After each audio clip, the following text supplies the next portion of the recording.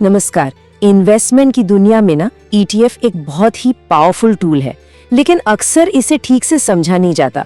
तो आज की इस मास्टर क्लास में हम इसे बिल्कुल शुरू से समझेंगे, एक मेंटर की तरह जो आपको लॉन्ग टर्म फाइनेंशियल फ्रीडम के रास्ते पर ले जा रहा हो। स्क्रीन पर ये जो नंबर दिख रहा है ना, 23 लाख रुपए, ये एक बहुत ही कॉमन इन्वेस्टमेंट मिस्टेक की कीमत हो सकती है। और ये जो हम चर्चा कर रहे हैं, ये आपको ठीक इसी गलती से बचाने में मदद करेगी। ये सिर्फ एक आंकड़ा नहीं है दोस्तों, ये वो पैसा है जो आपकी जेब में होना चाहिए, किसी और की नहीं। चलिए अब मुद्दे पर आते हैं। आखिर ये ETF यानी एक्सचेंज ट्रेडेड फंड है क्या चीज?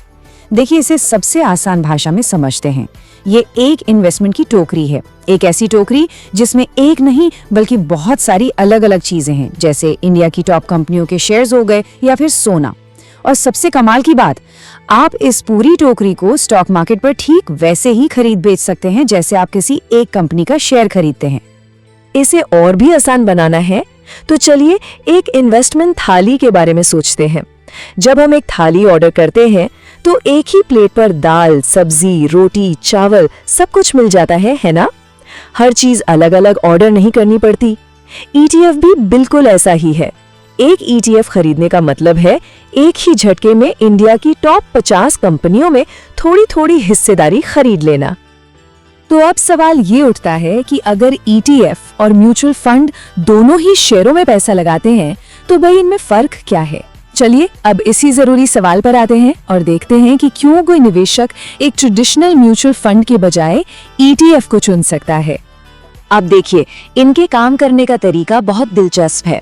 ETF खरीदना है तो डीमैट अकाउंट होना जरूरी है और आप इसे बाजार के खुले रहने पर कभी भी लाइव कीमत पर खरीद या बेच सकते हैं, बिल्कुल शेयर की तरह।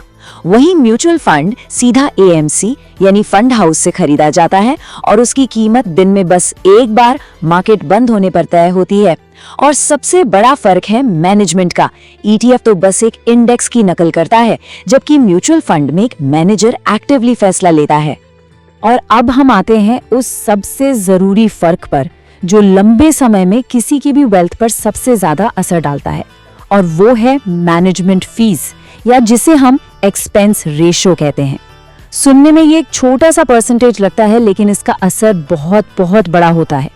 जरा इस चार्ट पे नजर डालिए, ये फीस का फर्क साफ साफ दिखाता है। एक एक्टिव म्यूचुअल फंड का औसत खर्चा करीब 1.5% हो सकता है, जबकि एक ETF का खर्चा सिर्फ 0.05% के आसपास। ये अंतर शायद छोटा लगे, लेकिन कंपाउंडिंग की वजह से 15-20 सालों में एक बहुत बड़ी रकम बन जाता है। और ये रहा वो 23 लाख रुपए का पूरा हिसाब जिसकी बात हमने शुरू में की थी।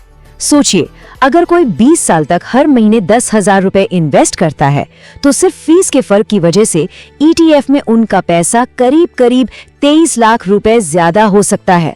तो बात सीधी सी है, ये आपका पैसा है जो आपकी मेहनत की कमाई को और बढ़ा सकता है। कम लागत के अलावा दो और जबरदस्त फायदे हैं। पहला, फंड मैनेजर का कोई रिस्क नहीं। ETF तो बस मार्केट के इंडेक्स के पीछे पीछे चलता है, तो किसी एक इंसान के गलत फैसले का असर आपके इन्वेस्टमेंट पर नहीं पड़ता। दूसरा, 100% ट्रांसपेरेंसी।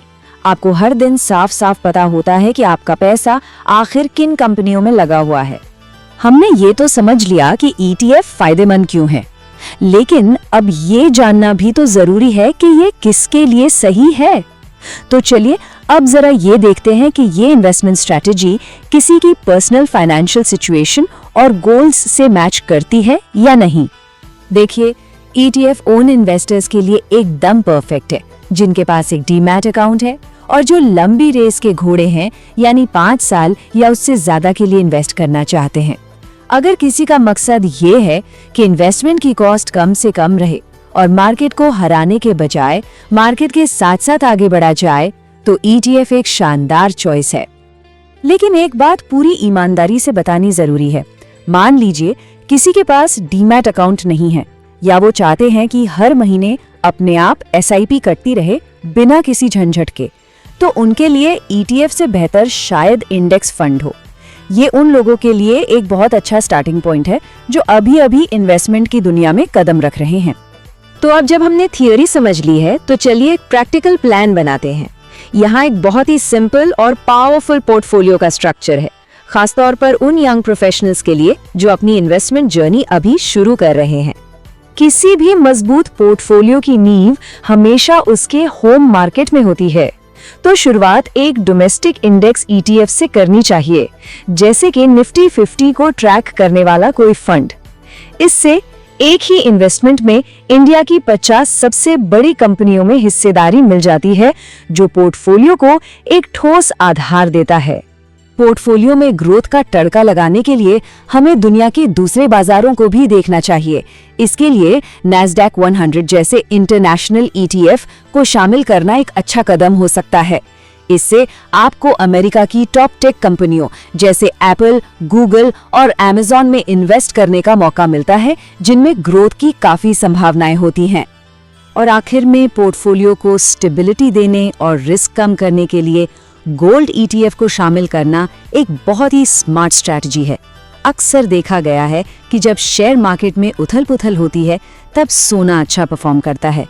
ये आपके पोर्टफोलियो में एक बेहतरीन बैलेंस बनाता है। तो अब आप ETF के बारे में काफी कुछ जान चुके हैं। चलिए अब आपको वो फाइनल टूल्स देते हैं जिनकी मदद से आप खुद कॉन्फिडेंस के साथ एक अच्छा ETF चुन सकते हैं। अब हम थ्योरी से प्रैक्टिकल की तरफ बढ़ रहे हैं। एक बहुत जरूरी टर्म है ट्रैकिंग एरर। सीधी भाषा में ये ETF के रिटर्न्स और जिस इंडेक्स को वो फॉलो कर रहा है उसके रिटर्न के बीच का छोटा सा फर्क है। ये जितना कम हो उतना अच्छा। इसका सीधा मतलब है कि ETF अपने इंडेक्स की हूबहू नकल कर रहा है। तो ये रही आपकी 3 स्टेप की चेकलिस्ट। पहला, हमेशा सबसे कम ट्रैकिंग एरर वाला ETF चुनें। दूसरा, उसका ट्रेडिंग वॉल्यूम जरूर देखें। ज्यादा वॉल्यूम का मतलब है कि उसे खरीदना और बेचना आसान होगा। और तीसरा, बिड आस्क स्प्रेड पर नजर डालें। ये खरीदने वाले की कीमत और बेचने वाले की कीमत के बीच का मामूली अंतर होता है। ये जितना कम होगा, आपकी ट्रेडिंग कॉस्ट उतनी ही कम होगी। तो इस पूरी बातचीत के बाद एक आखिरी सवाल, कॉस्ट, स्ट्रैटेजी और ट्रांसपेरेंसी के असर को समझने के बाद क्या ये सोचने वाली बात नहीं है कि किसी का इन्वेस्टमेंट पोर्टफोलियो वाकई में उतनी मेहनत कर रहा है जितनी उसे करनी चाहिए? ये सवाल सिर्फ जानकारी के लिए नहीं है, ये किसी के भी फाइनेंशियल फ्यूचर से जुड़ा है।